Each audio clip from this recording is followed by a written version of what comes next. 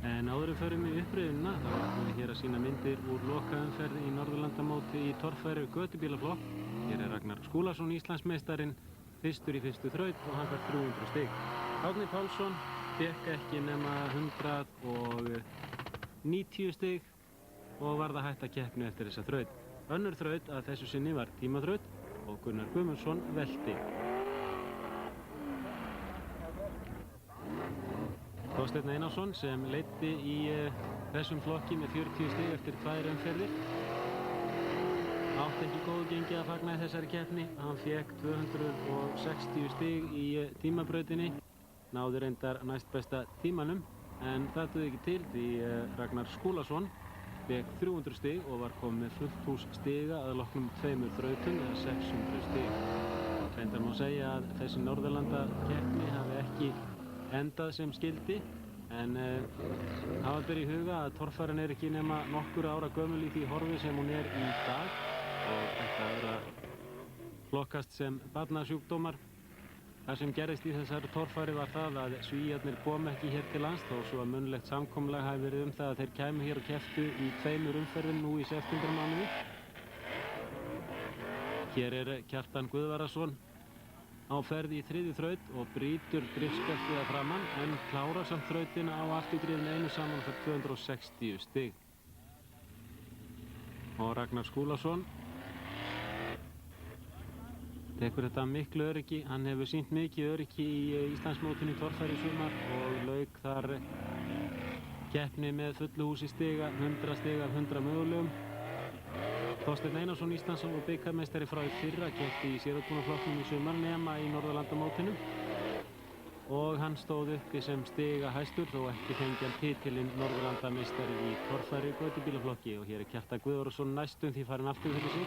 Hann fékk 300 stig í 3. síðustu þraut, 280 stig til handa Þorsteini og Sigurður fær 300 stig.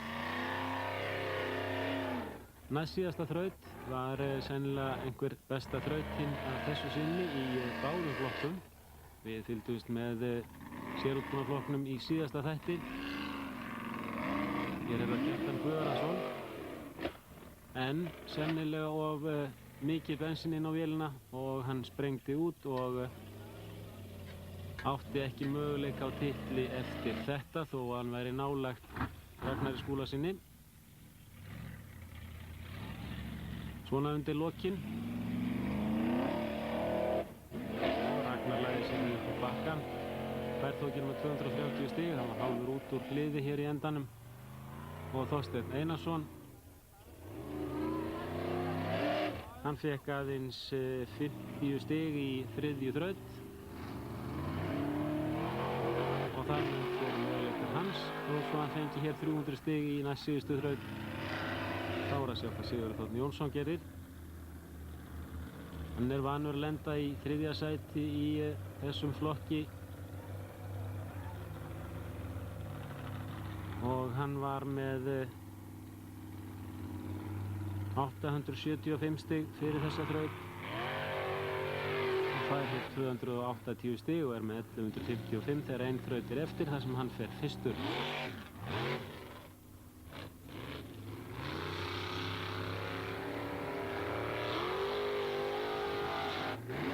Hann krækir hér í 3. sæti með þessum 280 stigum. Það er Gunnar Guðmundsson múrari. Hann var með 1025 stig fyrir þessa þraut. Stoppar hér.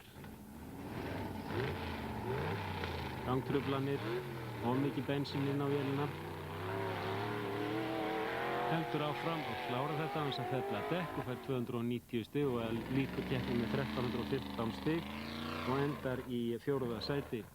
Kjartan Guðvarason fékk 1520 stig og lenti í 2. sæti þrátt fyrir að hafa mist alla vélaorkuna fyrir síðustu þraut. En sigurvegari að þessu sinni var Ragnar Skúlason, fékk 1670 stig úr 6 þrautum í þessari síðustu umferð.